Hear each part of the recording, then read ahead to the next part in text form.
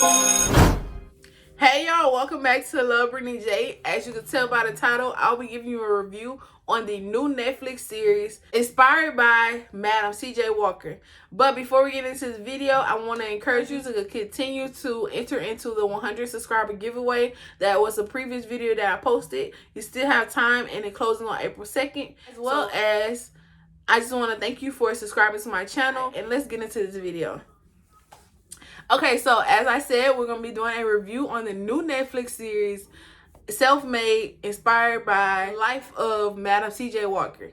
So, with that being said, I want to go first through the actors and actresses that were in the movie. So, we had Octavia Spencer. She was a leading character, and she played Madam C.J. Walker. With her maiden name was Sarah Breelove. Then we had Carmen, I want to say Ejogo. She played Addie Monroe, as well as we had Blair Underwood, which he played C.J. Walker himself, and then Garrett Morris, and he played the father-in-law of Madam C.J. Walker, and he was the C.J. Walker's dad. As well as Tiffany Haddish, she played the daughter of Madam C.J. Walker. Every character on the show embodied their character. When I tell you, every actors and actress, they embody their character to the T. And I love that Octavia Spencer, like, whatever role she does, like, she's going to give you her all. Like, I could tell it from her. She's so passionate, and she gave C.J. Walker really some justice when she did this character. And like I said, side note, if you haven't heard of Madam C.J. Walker, if you don't know who Madam C.J. Walker is, she is the first to ever, self-made ever, to make $1 million in the United States, whether you be female, male, black, white, whatever. She was the first to ever do it. She was the first self-made millionaire in America, and that's a story worth looking up if you don't know, if you haven't heard of her before. So the whole plot of the story is basically Madam C.J. Walker. She became, well, we can say Sarah Breelove. She became Madam C.J. Walker because she implemented a way to create cosmetic hair products for African American women to better their hair growth, as well as create a more professional look for them in the workplace, because there was a lot of times where African Americans didn't have the proper necessities to get their hair done when there was time for going to interview or stuff like that. So she created hair products that will help them achieve the look that they're looking for in the workplace. And then it actually, like, her products and her to manufacture a lot of products to where she became a millionaire, basically. So that's the little side note about who Madam C.J. Walker is. When I tell you this Netflix series was the absolute best, like, I say this because if you're looking for, like, inspiration, if you're looking for motivation or determination to continue whatever you're doing to better your future, this is a good series to watch, because it shows you from beginning to end how much stuff you may go through within your path to your dream, but it's up to you, and it's up to how much determination that you have in order for you to get to where you want to go. So it's a great series. I encourage you, if you haven't watched the Netflix series yet, or if you don't know who Madam C.J. Walker is, I feel like you should go and search it and research it, because it's a great story to listen and to get inspired by. With that being said, I'm just gonna give you like a brief of like how the movie ended. I mean, how it started, how it ended, as well as some of my favorite scenes. Because when I tell you I was in it. When I tell you from beginning to end, this series from beginning to end, and it was so good. So on Netflix, it's called Self-Made, inspired by the life of Madam C.J. Walker, and it's a series. It's 4 episodes, so you get 4 episodes. At first I thought it was just one movie, but it actually has 4 parts to it. It's like 4 chapters of her life from beginning to end, and it tells you how she started, what she did in between. So it's like her life before Madam C.J. Walker, basically the next step to her getting to where she was, then actually Madam C.J. Walker, and then the ending of her life, as well as how she got to being a millionaire. So for chapter 1, basically it was her, how she ended up, how she got, okay, I'm sorry if I'm trying not to I will try not to drop any clues. If you haven't watched the series yet, I just encourage you to do so. So pause this video before I go into it, so you won't get any spoilers if you don't if you haven't watched it yet. Moving forward, if you have seen it, I already know you're gonna probably hear some of the things that hear some of the things that you probably liked in the show. So with that being said, Madam C.J. Walker, so she was known as Sarah Breelove. She was going through like I guess you could say a rough patch in her life, because she was a washer, had like a laundry worker basically, and she would just wash clothes for money, and she would barely get any money at that when she washed clothes. So she was basically down and out, like on her last straw. I wouldn't say of life, but she was just having a hard time, to where she was having trouble getting money. She was also having trouble with her husband, because he was like a drunk, and he would like hit her and call her all her names, because she was like losing her hair at this time. She was just so stressed about everything that was going around her, that she wasn't focusing on herself, to where it made her lose her hair. And she didn't feel like she was worth anything, because her husband didn't love her anymore. He would go out and be drunk and stuff like that, and he did not show her the compassion that she would expect from a husband.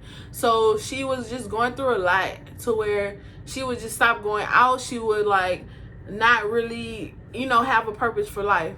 So this lady, her name was Addie Monroe. She happened just to pop up on her doorstep one day, and I feel like she kind of knew how what Sarah was going through. I don't know how she knew this, but she just like popped up and was like, hey, I'm gonna turn your life around. So that's the reason why.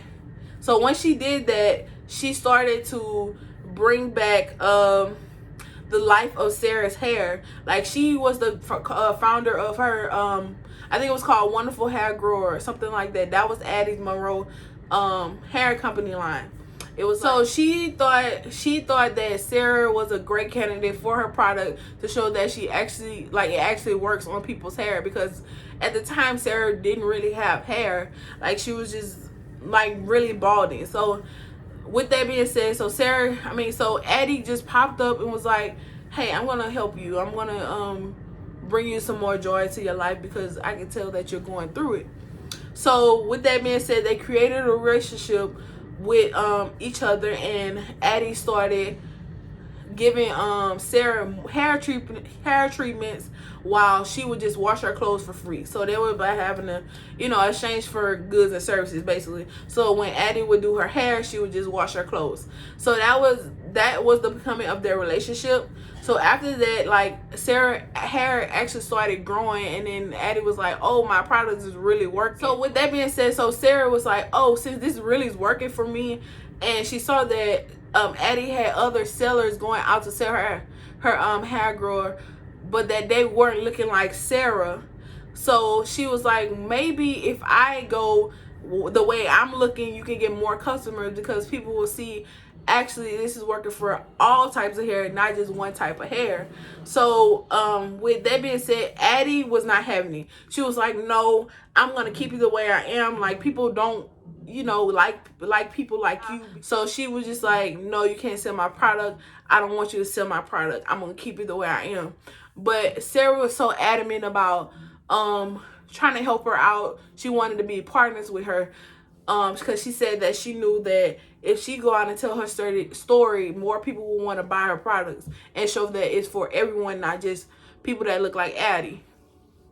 And it was basically like, this series was basically about like, I would say more of a colorist thing, because in the Black community, people tend to determine how successful you are by the way you look, to be honest. So basically, Addie was like a more lighter skinned person. She had nice long hair, while Sarah, she was more of a dark skinned person, and she had more of a short curly tight curl of hair.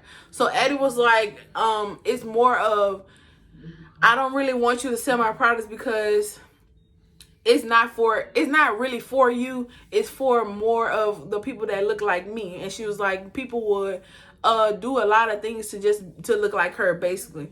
But Sarah was like, no, if people see exactly how my hair is and how I look, they will want to buy your products too.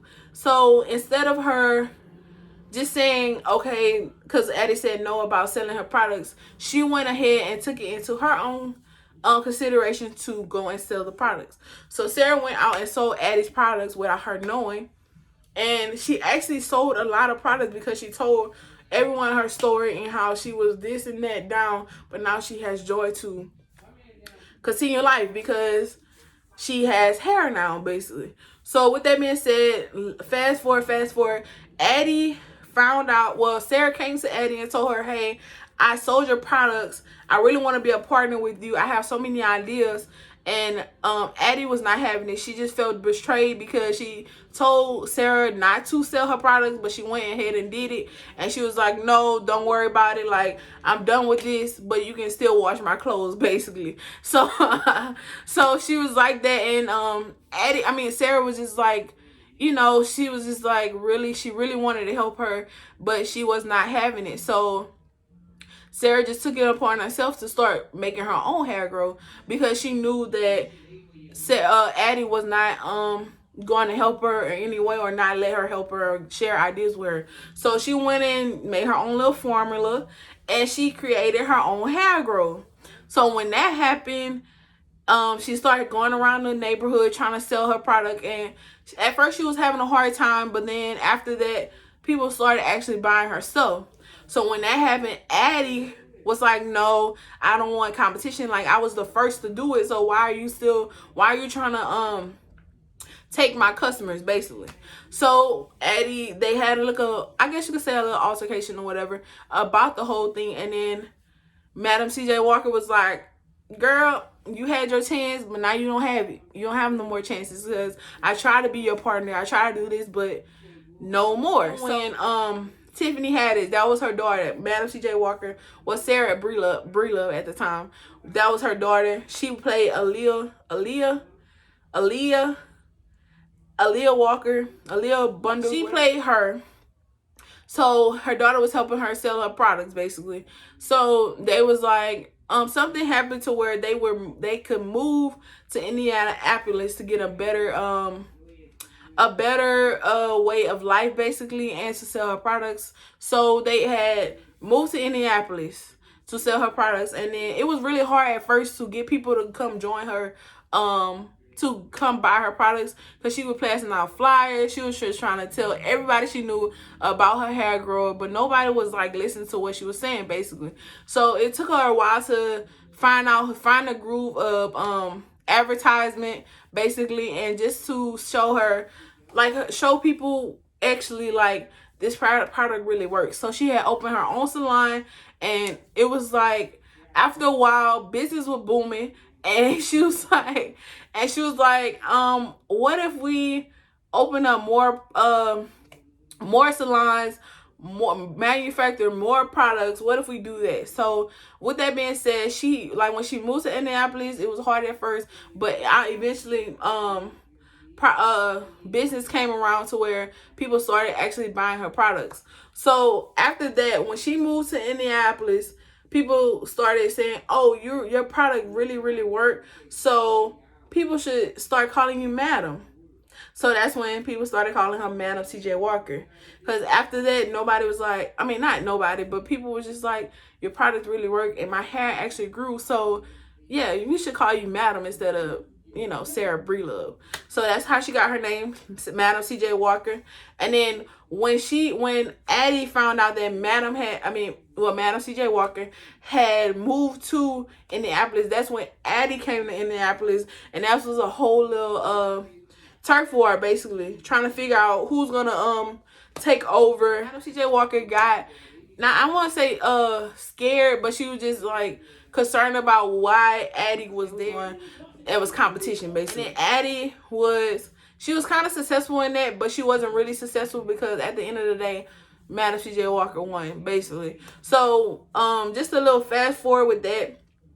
Madam, she went through a lot. After that, like I said, fast forward, she started producing her. So it was really hard. Like I said, this series, this will tell you, it truly showed you how many obstacles will get in your way when it's time for you to better your future, basically. But she went through a lot of stuff. It was hard for her to get investors. It was hard for her to talk to people, to, you know, believe in her dream, because a lot of people weren't doing it at the time. But she had to push through and continue to get where she needed to go, basically. So she it was hard, like I said, it was hard for her to get investors. It was hard with her marriage because it was going down the drain, because her husband felt like she was leaving him for the business, basically, and he didn't feel like he was getting enough attention, and he wasn't getting enough respect, because she would always say it's her company, which it was her company. It was his name, because, you know, they were married, but like, it was her company. She brought it from the ground up, built it from the ground up, but he just felt like he had more. He thought he had more, but she wasn't really giving it to him like that. So he kind of felt some type of way about it. So that was like putting a drain on their marriage, as well as kind of the company's future, because he was basically dragging it down. So it showed you a lot about, like I said, obstacles that can happen when you're trying to build yourself up. Also, it shows you that if you're determined and if you're set in what you want to see in the future, there's nothing or no one that can drag you down till you get to the top, if you continue to have faith and continue to give it your all. At the end of the movie, I'm not gonna try to tell y'all so many other story. I just encourage you to watch it, because it's really good. Like, when I tell you it's good, it's good. So with that being said, like, at the end, so she was able to get her own manufacturing company. It was a lot where Addie and Madam C.J. Walker were really going head to head about a lot of stuff. Like, when I say a lot of stuff, it was just like little sneaky stuff that Addie was trying to steal her workers and stuff like that. It was just a lot. And then also she was trying to get Madam C.J. Walker was trying to get deals with other companies, and they'll fall through because of this and that. It was just a lot of stuff that, like, a normal human being don't expect to go through. It would like shut you down in one step, but she continued to keep going. Like, that's the whole thing. Like, it shows you basically keep going, because no matter what, it's always a light at the end of the tunnel, basically. So don't let one thing stop you from getting to your goal, basically. So like I said, I encourage you to watch this series if you haven't already. I'm not trying to tell you so much about it, but I want to say this was such a great series. Like, if you haven't seen it, please go watch it, and then once you do, make sure you comment that down below that you've seen the series, because it's such a great thing. Also, but at the end, like, she ended up becoming a millionaire, basically. She had a manufacturing company, she had different salons, she had different products that she was doing, and she wanted to show like all products that she created was for all women, not just the person that looked like Addie. Basically, she wanted to show that it was for all African American women, not just one certain type. So that was her whole goal, and I feel like she had achieved it enough. She achieved it well with her business as well as her reputation, because everybody knows who Madam C.J. Walker is. If you don't know, something wrong with you, because I don't know where have you been, if you've been under a rock or something, because who doesn't know about her? So like I said, I encourage you to watch the series if you haven't, and if you like this review, make sure you comment down below, and make sure you subscribe to this channel, and make sure you enter the 100 subscriber giveaway, and make sure you like, subscribe, hit that bell to be notified, and I will catch you in another video.